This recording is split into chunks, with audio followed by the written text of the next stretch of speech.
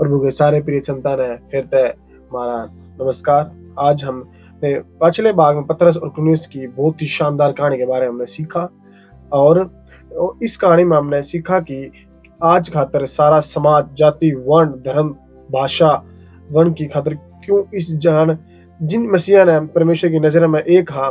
तो आज हम जानेंगे पतरस और कुरनेलियुस की कहानी में, जो आज इस जरूरी बात में साझा खातर हमारे गिल पास्टर रविकांत जी हैं, जिन्होंने पिछले भाग में बताया प्रेरितों के काम 10 अध्याय उसके 1-18 तक के भाग में आज की पीढ़ी खातर कुछ जरूरी शिक्षा। आज हम इनके बारे में पास्टर जी के साथ फिर एक बात साझा करांगे। इन बातों ने पास्टर जी का हम फिर दिल की गुनाह से स्वागत करा। पास्टर जी जय मसीह की। अब दर्शकों ने इसके बारे में प्रेरितों 10 बताया और इसके बाद सीखने की कोशिश करांगे। परमेश्वर धन्यवाद करा कि परमेश्वर लगातार हमने सीखा हुआ है, हमने समझा हुआ है, और वो हमारी गेल चाल भी है।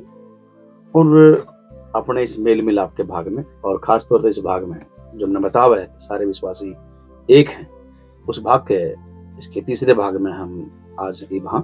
और जो आपने जो मार्गदर्शक था जरूर करना चाहूँगा, जो दूसरा भाग, पहले दो भाग नहीं देखे तो डिस्क्रिप्शन में उन्हें जरूर लिंक मिल जाएगा, उन्हें जरूर देखना चाहिए कि हम सारे विश्वासी जो भी यीशु मसीह में विश्वास करें, चाहे किसी जाति, धर्म, वर्ण, किसी भी ढाल क्यों ना हो, परमेश्वर उन तक प्रेम करे हैं और वे परमेश्वर में एक हैं। उनके ऊपर तो सारे ठप्पे उतार दिए गए हैं, वे अपने ऊपर अपना ठप्पा लगा ना रखें। अगर वे नहीं रखेंगे तो परमेश्वर ने बहुत आशीष देगा। जी बस।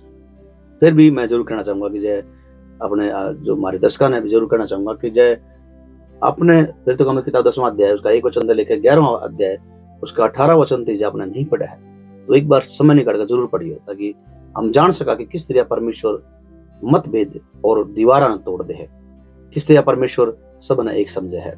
और इस कारण तय हमने कुछ बात जरूर समझने और सीखने मिले हैं, और मैं जरूर उसका जिक्र अपने दर्शकों के बीच में और अपने सुनने वाले बाण भाइयों के बीच में जरूर मैं करना चाहूंगा कि परमेश्वर आज भी अपने लोगों से बात कर रहा है, जिस तरह उसने पतरस और कुरनेलियुस से बात करी और पूछा हुआ है कि हम अलग ना रहो बल्कि एक हो जाओ। परमेश्वर की इच्छा है, परमेश्वर की इच्छा है कि परमेश्वर में हम सब लोग एक रहा। उससे तरह जिस तरह पतरस और कुरनेलियुस उसने कर दिया। पतरस एक यहूदी था और कुरनेलियुस एक अन्य जाति व्यक्ति था। पतरस तो पहले सब लोग सिर्फ यहूदी लोग का सुसमाचार प्रचार होया करता, लेकिन पतरस ने एक चाबी जो यीशु मसीह ने मतलब 16 अध्याय में पतरस ने दी थी, उस चाबी तो उसने अन्य जातियां खाते का रास्ता खोला, ताकि परमेश्वर बता सके कि यहूदी और अन्य जाति अलग अलग नहीं है बल्कि एक है। दूसरी बात जो है कि वो सच्चा परमेश्वर की आराधना करते हुए दुनिया तय बताना चाह हैं कि प्रभु में हम सब एक साथ। जब सच्चा परमेश्वर जिसकी हम आराधना करने लग रहे हैं, जब हम उसकी आराधना कर रहा हाँ तो आराधना करनी है अलग ना हो सकते, आराधना करनी है एक है जी। और खास तौर पे जो परमेश्वर की जीवित आराधना कर रहे हैं, और यह भी कि हमने वे सारी दीवार गिर देनी चाहिए जो हमने औरत है अलग करे, खास तौर पर हमने अपने विश्वासी भाई बहन अलग करे। जिस तरह यीशु मसीह ने और पतरस ने कुरनेलियुस के घर में जाकर वो अलग करने वाली दीवार गिरी थी, हमने भी वो सारी दीवार गिर देनी चाहिए जो हमने अपने बाण भाइयों तक जो मसीह में जो विश्वास में उन तक अलग कर रहे हैं, हमने भी दीवार गिर देनी चाहिए, क्योंकि परमेश्वर चाहे कि हमें दीवार गिरा, क्योंकि यीशु मसीह ने खुद मारते है और परमेश्वर से मिलाना खाता है। परमेश्वर और मारा के मिल जो ना हमारी और परमेश्वर को जात मिलती है ना कुछ, हम मारा उसका कोई इक्का नहीं है, लेकिन फिर भी परमेश्वर ने अपना पुत्र तक भेजा, प्रभु यीशु मसीह भेजा। प्रभु यीशु मसीह ने वह दीवार जो परमेश्वर को हमारे बीच में थी गिरी, आज परमेश्वर चाह है कि हम भी उन दीवार ने घेर दें। तो वो चाह जिस तरह कुरनेलियुस के घर ने पतरस ने वह दीवार घेर दी, तो वो चाह कि हम भी अलग करने वाली बात ने दीवार ने हमेशा खातर घेर दे। एक और हमने कुछ कदम बढ़ाने चाहिए। एक बात जरूर हम वो समझ सका कि प्रभु चाह है कि हम कुछ कदम बढ़ावा, कुछ बातें ने ठीक करने खातर, मेल मिलाप खातर, प्रेम खातर हम अपने घर में बैठ के अपने विचार में बैठ के पूर्व धारणा में अपना मन लगा के हम कुछ नहीं कर सकते।